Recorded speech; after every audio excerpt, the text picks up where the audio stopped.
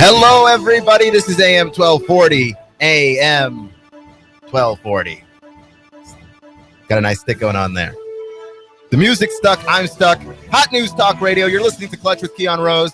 I'm Keon Rose. Thank you so much for joining me today, giving me just a little bit of your time. I definitely appreciate it. Lots of platforms. You can find us on every platform you could possibly think of. I don't know if we have a blog yet, but we could have a blog. I'm the social media director around here. We could have a blog. So here's what it is. We're on Twitter, we're on Facebook, and we're on YouTube. You can find us if you search Hot News Talk Radio.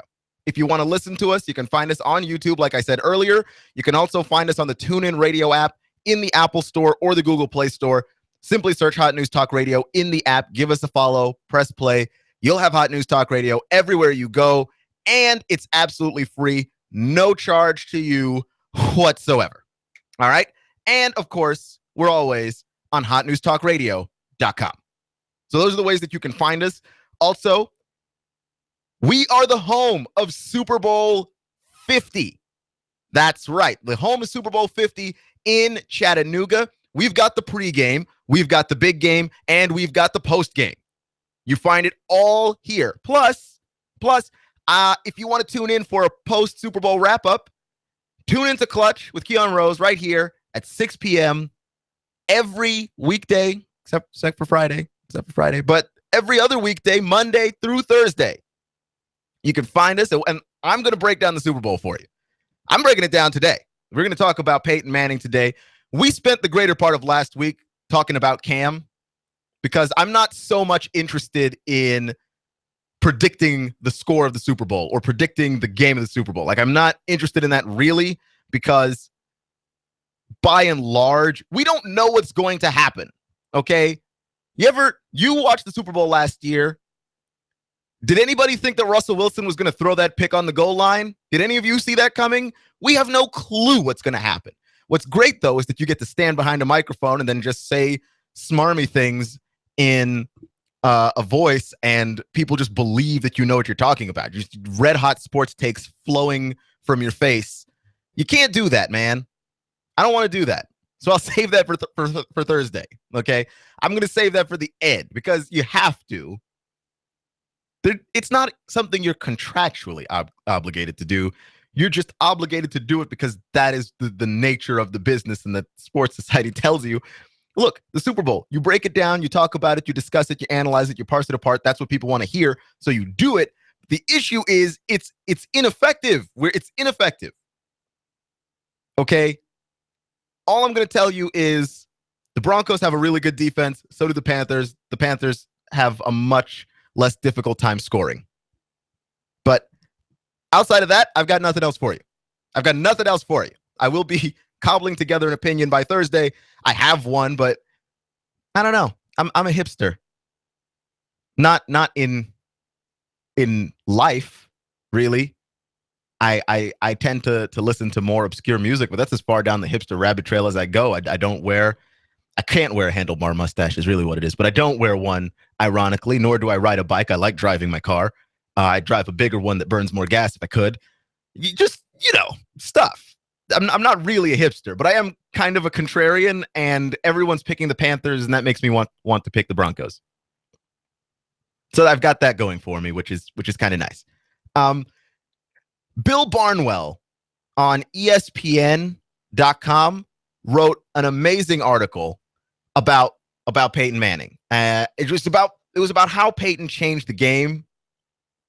It was how Peyton has changed the game of football since he's been in the league. And it's interesting because you've got two guys opposite each other in Peyton Manning and Cam Newton who both represent significant changes to the game of football. In Cam Newton, you have the craze of the last decade, which was the dual threat quarterback, that when Vince Young was coming out of Texas and Mike Vick was doing his thing before then, that you had this scary notion that what if a quarterback could run as well as he threw, how scary would that guy be? And then it just kind of never came to fruition. Michael Vick had a ceiling. He never really did become the great passer that you hoped he would become. Vince Young had the mechanics issue. It never came to fruition. Plus, he had all the mental stuff. Tim Tebow is another guy that you just saw him destroy people in college, get to the pros, and you just never saw guys put together the running and the passing. Robert Griffin III is another guy.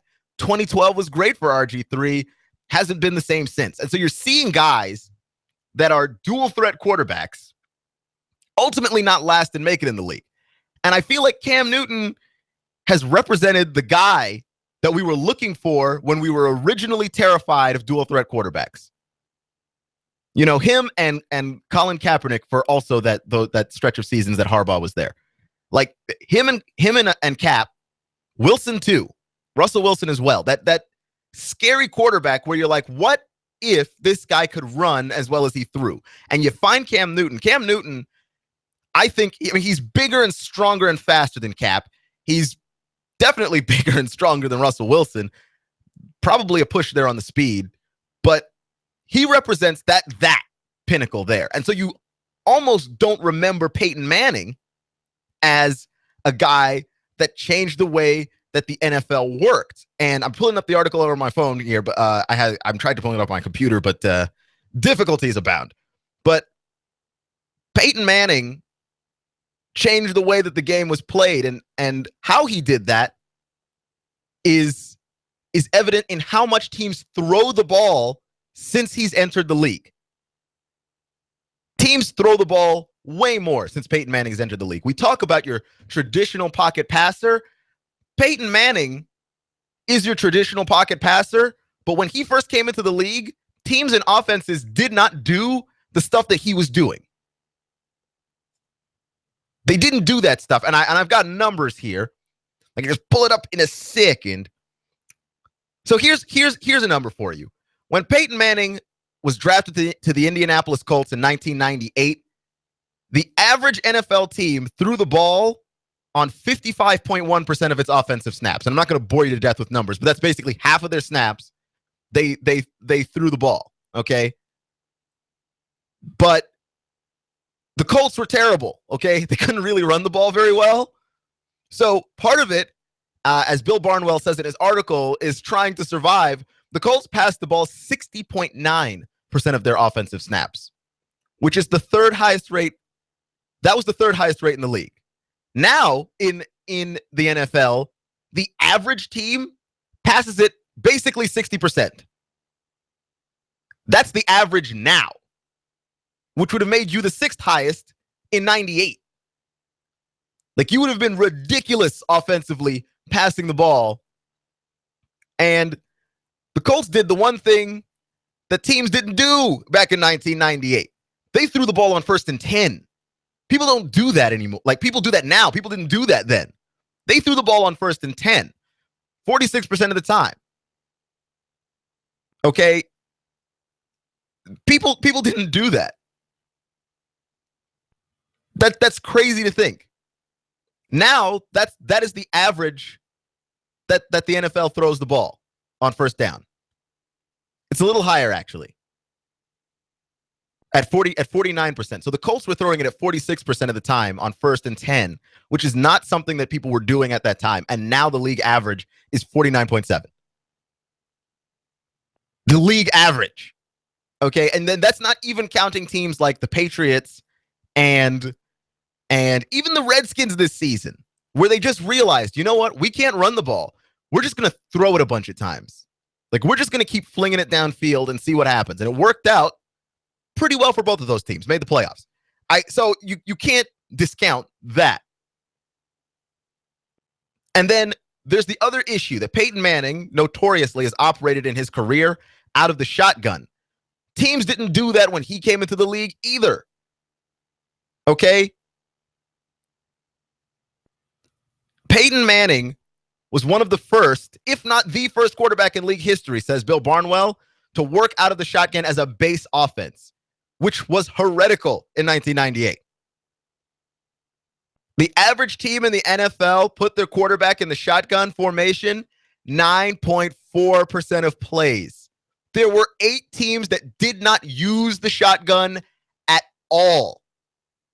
Didn't use it at all. The Colts became more shotgun intensive, but at the time, they were running 22% of their plays from the shotgun, as opposed to 9, which was the league average. It's crazy. Like all of the things that you're doing now with Carson Palmer and Tony Romo, you can't do now if you didn't have Peyton running plays from under shotgun. Chip Kelly doesn't get to coach in the NFL in 1998 because that's basically all he does. You've got quarterbacks coming into this league, coming out of college. The one key thing that we always wonder about these quarterbacks, we wondered about Mariota, we wondered about RG3, and we didn't have to wonder about Andrew Luck, and we didn't have to wonder about Jameis Winston, was can this guy operate from out of the shotgun? And how do we teach him that? In 1998, you're not worrying about whether or not to teach a guy how to operate out of the shotgun. He better know coming into the league. That's what we do in the NFL. The best players were running backs. Barry Sanders at the time was the highest paid player in the league. We wouldn't dream of paying a player at the running back position that amount of money. You've got to restructure Adrian Peterson's contract. You've got a man with a contract that doesn't have any guaranteed money on it. You've got running backs being used as multi-purpose weapons, because if you just have a running back that just runs, like, what are you doing? You know what I mean? Like the Barry Sanders, Marshall Faulks of the world, we don't have those anymore. Every now and then we've got Adrian Peterson. Every now and then you get a Todd Gurley, but you don't always hit that in today's NFL because that's not what we're looking for. We're a passing league, and we're a passing league in large part because Peyton Manning and the Colts were so effective with it, and he did it all without being sacked. He was not ever really sacked. Peyton Manning didn't take damage at all when you think about it. When was the last time you saw Peyton Manning really just take a huge hit? He didn't see it coming. Peyton Manning turtles on the ground. And he's got a pretty decent offensive line in Denver. In Indy, he's played behind some bad ones. There was Jeff Saturday and 4 dudes. That was the Indy offensive line.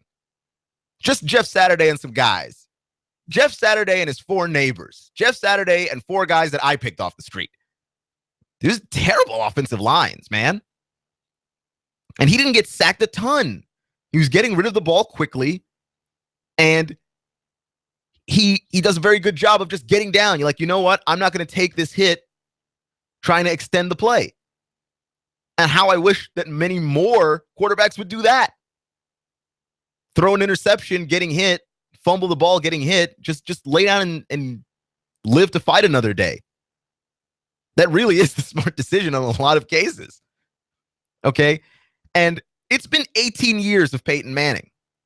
That kind of longevity in the NFL, even at the quarterback position, which is like the most babied and protected position, wasn't always that way, though, because the quarterback wasn't as exposed as he is now.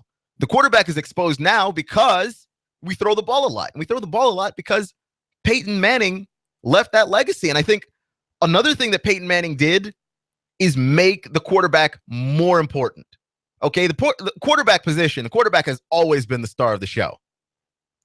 Okay, as soon as the forward pass was really being utilized in the NFL, the quarterback has been the star of the show. And you're listening to AM 1240 Hot News Talk Radio Clutch with Keon Rose. We're just talking about Peyton Manning and his effect on the league, that we go on and on about how Cam Newton is the revolution of the NFL and the dual threat quarterback realized. Peyton Manning changed a lot too. The fact that we even have the traditional pocket passer being as utilized, and some would even say overutilized as he is now, is because of Peyton Manning and what you're able to do with him as a quarterback, the way that he was able to prepare for games and understand a defensive coverage at the most intimate level and pick it apart. I know there's a running joke. Peyton Manning's an offensive coordinator. He isn't really. I mean, let's be honest with ourselves. There's a reason why they pay offensive coordinators to coach. because those guys do know what they're doing. They're actually good at their jobs, most of them, the ones that aren't in Cleveland. And what you end up with is Peyton Manning at the line, changing plays at the line of scrimmage. He's audibling. He's calling out coverages. And you have to disguise it. I mean, he's made the game of football into more of a chess match. That more than anything is what makes the game of football truly beautiful and great, is that it's not just a bunch of meatheads colliding into each other, just a bunch of dudes with muscles, just large guys colliding. It's also the mental battle, and it's that wonderful fusion of strength and the mind. And what you end up seeing in today's NFL, when the more that you're passing and the more defenses are geared towards understanding that just people pass the ball a lot, the more mentally intuitive the quarterback has to be. And it's interesting because in the 90s, the running back reigned supreme, right? Barry Sanders, Emmitt Smith. We had great running backs. Even Jerome Bettis. Even the running backs that weren't world-class running backs were great running backs. You know, the running back had to be intelligent. The running back is looking at defensive coverages. He's telling the quarterback what to do in a lot of cases. He's helping the quarterback audible. And that's not to say that running backs don't still do that. But Marshall Faulk was that for Peyton Manning the one season that Marshall Faulk was in Indianapolis. Peyton Manning had to become that on his own. And he did that, and in so doing, revolutionized the quarterback position. Just entirely. And that's crazy. He doesn't get the credit, I think, because you look at a guy like Tom Brady, who, by the way, totally, completely benefited from the changes made in NFL offenses, because the NFL is a copycat league, right? Like, you do something in the NFL, you introduce the Wildcat, everybody's doing the Wildcat. You introduce the read option, everybody's doing the read option. It's a copycat league. When Peyton Manning and the Colts start winning some football games, because like they were awful in his rookie season, but from Peyton Manning's prime is insane. His prime is from 1999 to like last year. Peyton Manning's prime is 1999 to the 2013-2014 season. And even like the first part of the 2014-2015 season. Peyton Manning's prime is 16 years. That is ridiculous. And the changes that offenses have made to keep up with the Joneses, so to speak, to keep up with the Colts being successful, passing the ball that much, you know, with a guy like Edgerrin James, who's definitely a good running back, but not a world beater. And to be able to influence the league so much that, like, we never maybe have seen what great a quarterback Tom Brady would have been without Peyton Manning. We can talk so much about how Brady has got a better record against Manning in all of their head-to-head matchups, even though Peyton's got the edge on him in the playoffs, 3-2. You can talk about all of those things, but we don't see the Patriots the way they are now, where Tom Brady is just slicing people up with no receivers and no offensive line and no running back to speak of, because in the 90s, Tom Brady's not throwing the ball all this much, right? 2001 Tom Brady is not the dynamo that 2013 or 2011 Tom Brady was, or even Tom Brady now, because that Tom Brady throws the ball a billion times a game. I think in that last game against the Broncos, Brady threw the ball like 54 times, which would have been unheard of just 10 years ago. It's Peyton, man. And you're looking for that quarterback that could throw the ball downfield because of that. Okay, it's not run the ball, and then play action fake, and we'll figure out where it goes. It's pass the ball, screen passes, your slants, your sluggos become much more important. Like, all of these passing routes, you talk about a quarterback that can make all the throws. You didn't have to have a quarterback that made all the throws back then. That's how Trent Dilfer won a Super Bowl. 2000, Trent Dilfer. It's hard to win a Super Bowl in today's NFL with a quarterback that's not elite, part of that is Peyton, that you've got a guy that literally is the offense in terms of the mental side and then the execution. Everybody's going to be looking for that guy. We don't want Trent Dilfer taking us anywhere because he can't. Okay, you're looking for a great quarterback. This is the reason why Ryan Tannehill makes way too much money. This is the reason why the Redskins are about to overpay Kirk Cousins, right? It's because you've got to get that guy. Well, we don't get here without Peyton Manning. We don't get here without Peyton Manning. And the game has changed not just since he's been in the league, but because he's been in the league. You're listening to AM 1240, Hot News Talk Radio, Clutch with Keon Rose, home of the Super Bowl. Home of Super Bowl 50. I'm blowing everything up. We're starting over. I'm doing a new show. I want guys who push it to the middle of the table and go over the top. Take a risk, fail miserably. I'm right, and I'm not wrong, and I'll never back down. Conflict works. Allow it. It's The Herd with Colin Cowherd. Right here and everywhere. Noon Eastern. You give us 12 minutes and 40 seconds, we'll give you Chattanooga and the world. Fox News Talk 1240.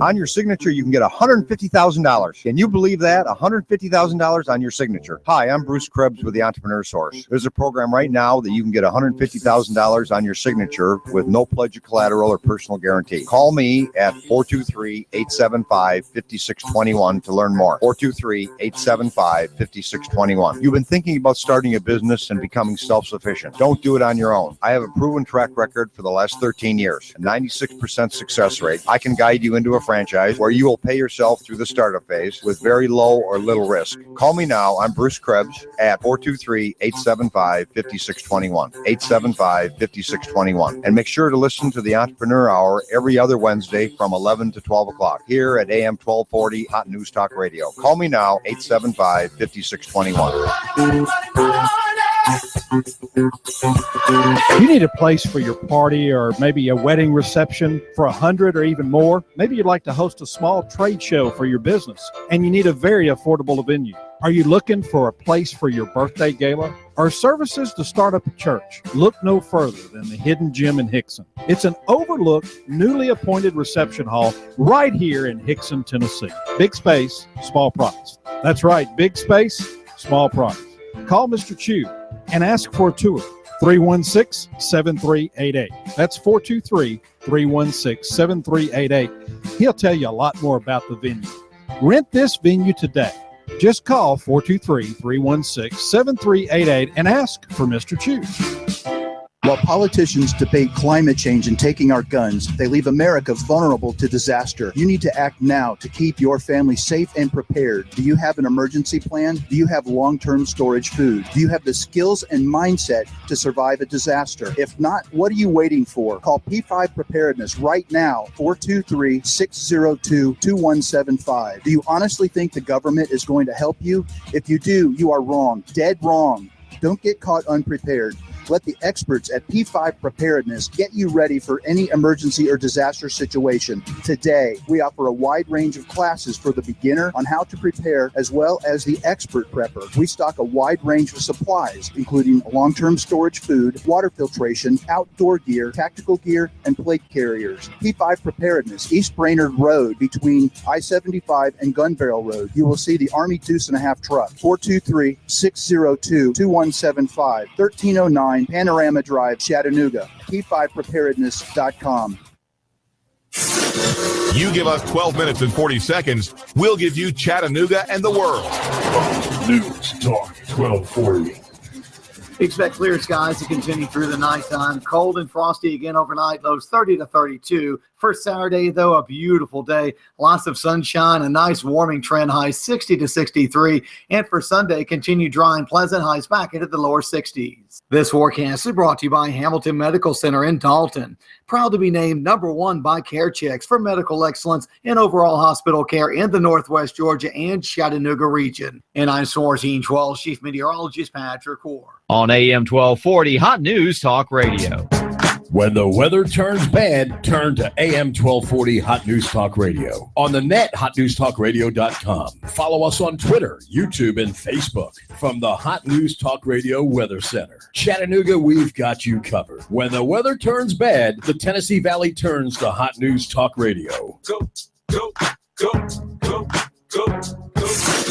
You give us 12 minutes and 40 seconds, we'll give you Chattanooga and the world. Fox News Talk 1240.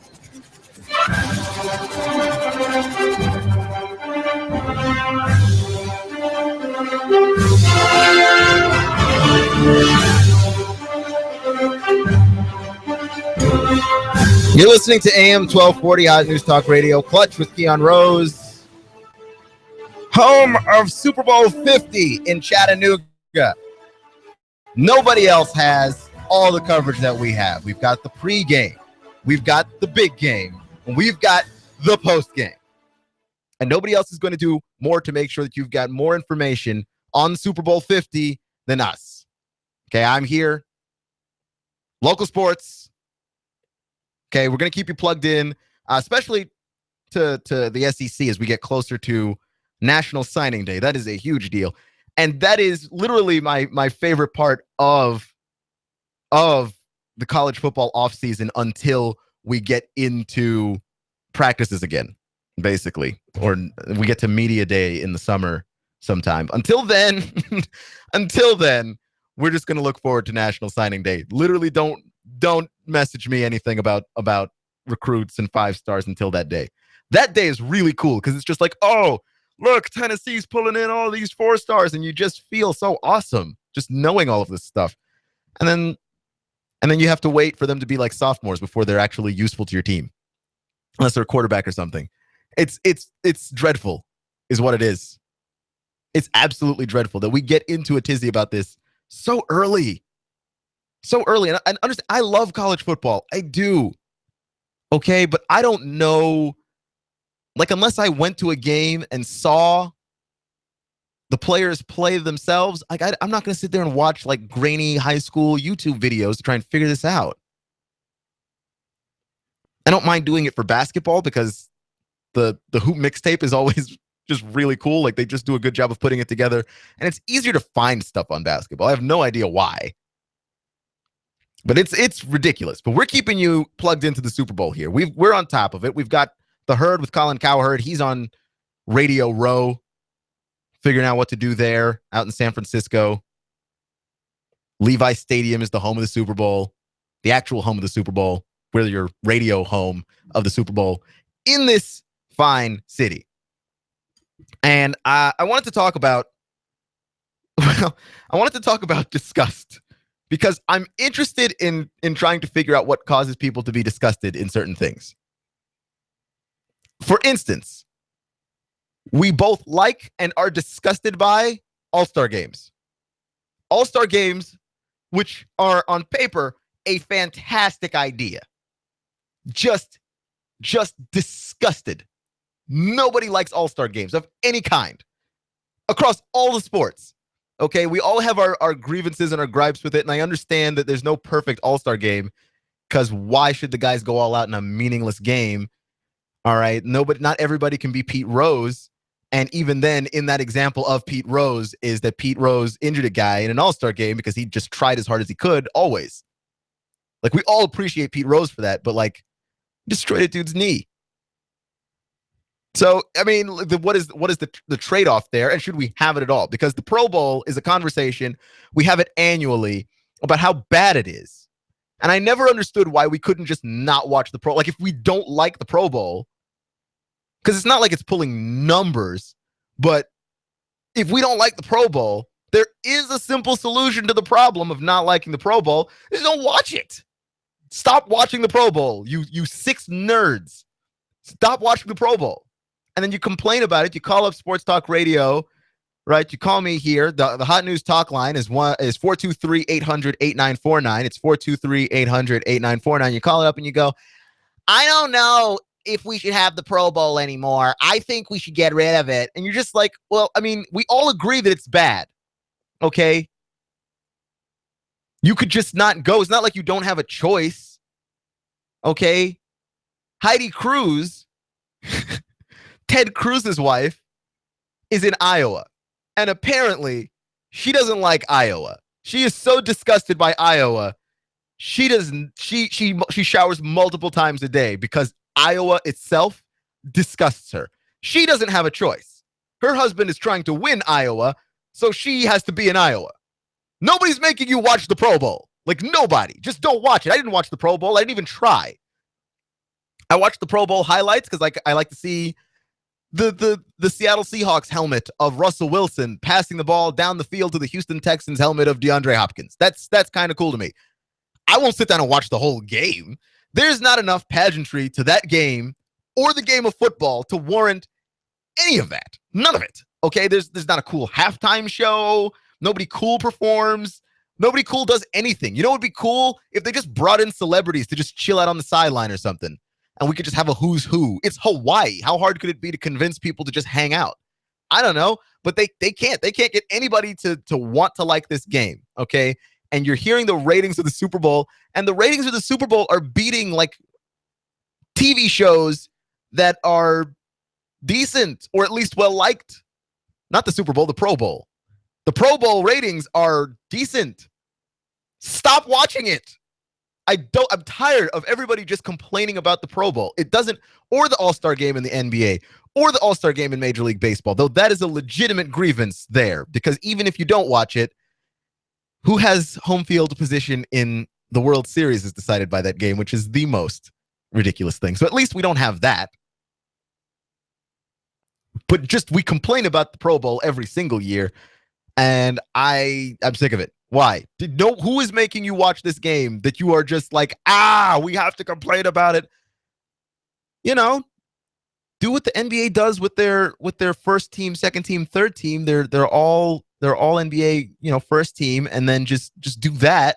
Name the guys Pro Bowlers, and then don't have a game, because the game's worthless. I mean, in the fourth quarter, if you touch a guy with your hand, and this is literal, I'm not exaggerating, this is actually how the Pro Bowl works, that's a tackle. Michael Bennett had a 57-yard run yesterday, which is hilarious because he's a defensive player and they just lined him up on offense and direct snapped it to him. And he would have scored a touchdown, except one hand touched him. Don't think we're watching touch football on TV. I'd sit down and watch a bunch of NFLers play touch football.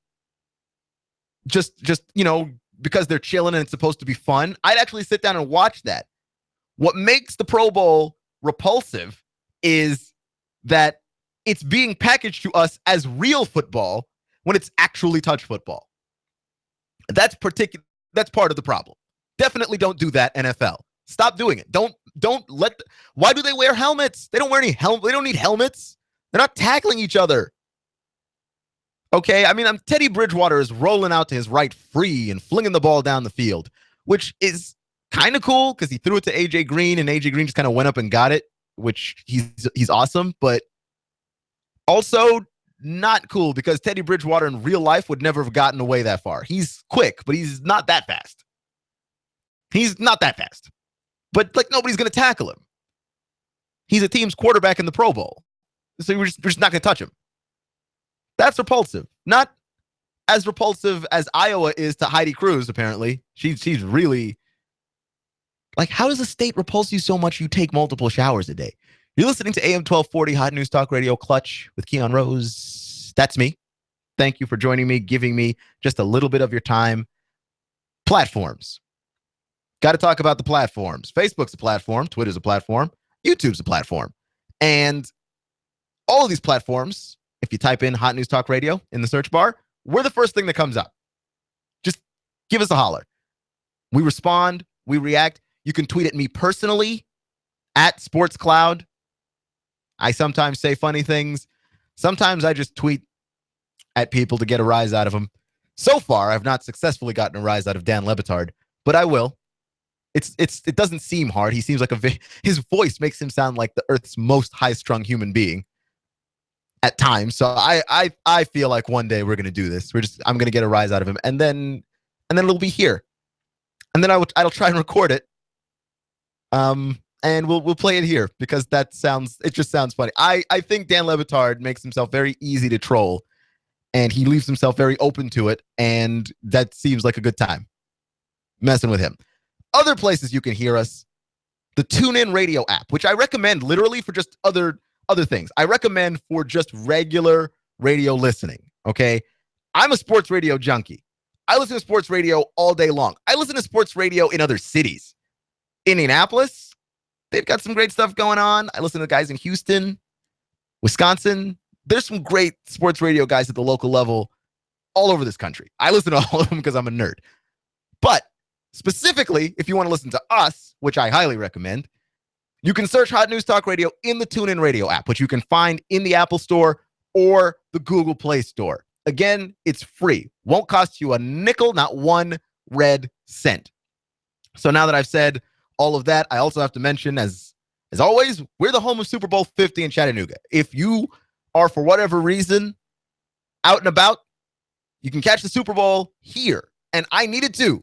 I wish that this was a thing last year because my girlfriend has a really bad habit of moving on the day of the Super Bowl.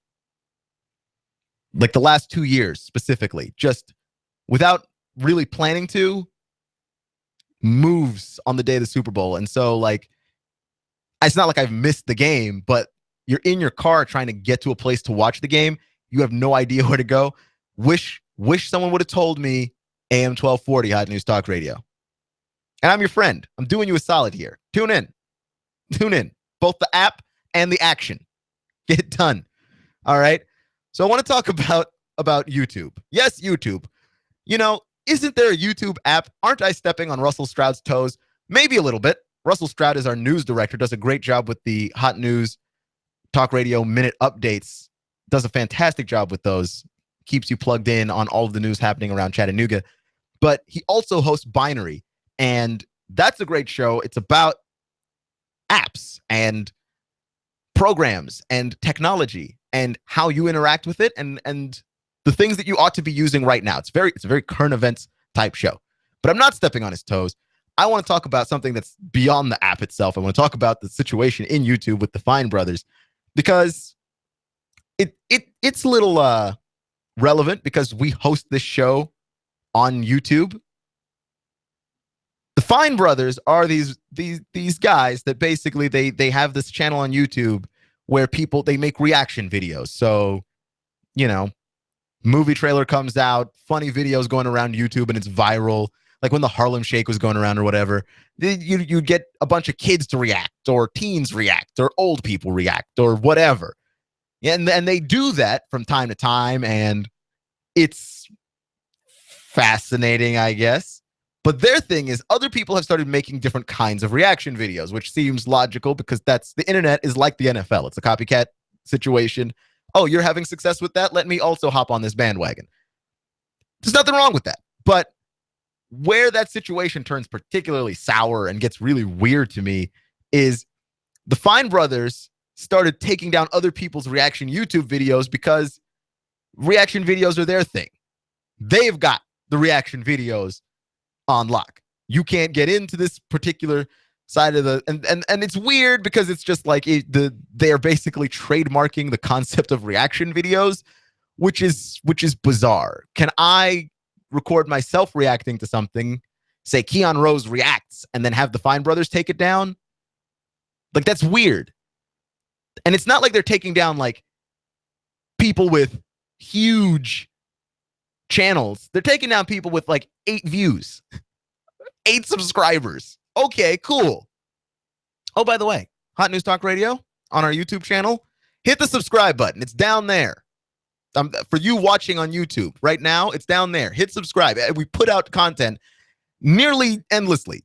There's like 4 videos a day. We've got several shows, and they're all cool.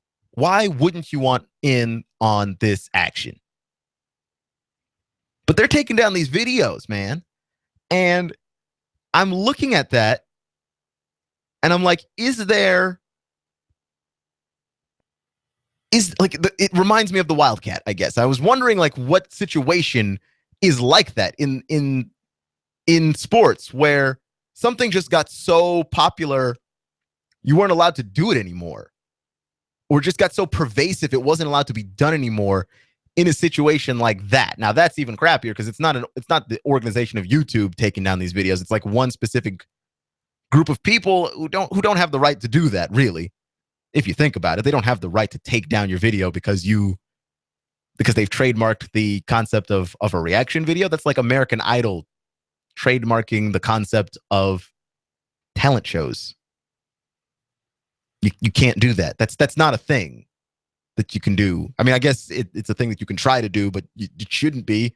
That seems morally dubious and very wrong. But the Wildcat in the NFL, I guess, reminds me of that because of just how pervasive it was becoming. The Dolphins had a bizarre amount of success with it. You just had Ronnie Brown and Ricky Williams, and they were beating the Patriots with it because like nobody knew what to do with that particular system, and it just got out of hand so badly. And there's some things that just get taken away, and you're just like, wow, why did that get taken away? That was really cool. The Wildcat was really cool. Like, I really would like to see the NFL with the Wildcat in it, because I don't think that it would have been permanent. Like, people like to say that the Wildcat got figured out, and it did to an extent, but part of it was that the NFL changed a lot of rules that made running the Wildcat more difficult. And yet the rule that we have with Calvin Johnson, where Calvin Johnson lands in the end zone and he catches the ball. I mean, I saw him catch the ball. He catches the ball, he lands, and then he puts the ball down on the ground because, I mean, he's already landed, and they rule that not a catch. And then Des Bryant goes through that last season, and you're just like, the Wildcat's gone, but we're stuck with this garbage, this rule that outlasted Calvin Johnson. If you haven't heard the news, Calvin Johnson has announced, at least multiple people have reported to ESPN, that Calvin Johnson has announced that he's retiring. He told the Detroit Lions he's retiring well before what should be the end of his career, which is crazy. And we'll get to that, back to that in a second. But that crappy rule that involved him, the Calvin Johnson rule, that just that outlasted him.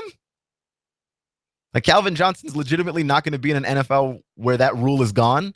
And I hope that rule does get gone eventually. That's weird. That's a bizarre situation. So while the Wildcat goes away, but we keep that turd of a rule, that's what we keep. This is AM 1240 Hot News Talk Radio, Clutch with Keon Rose. I don't understand that at all. Like, the NFL and its rules bother me a lot because they don't make any sense. And part of it is, like, they make so much money, they can afford to, like, just change stuff.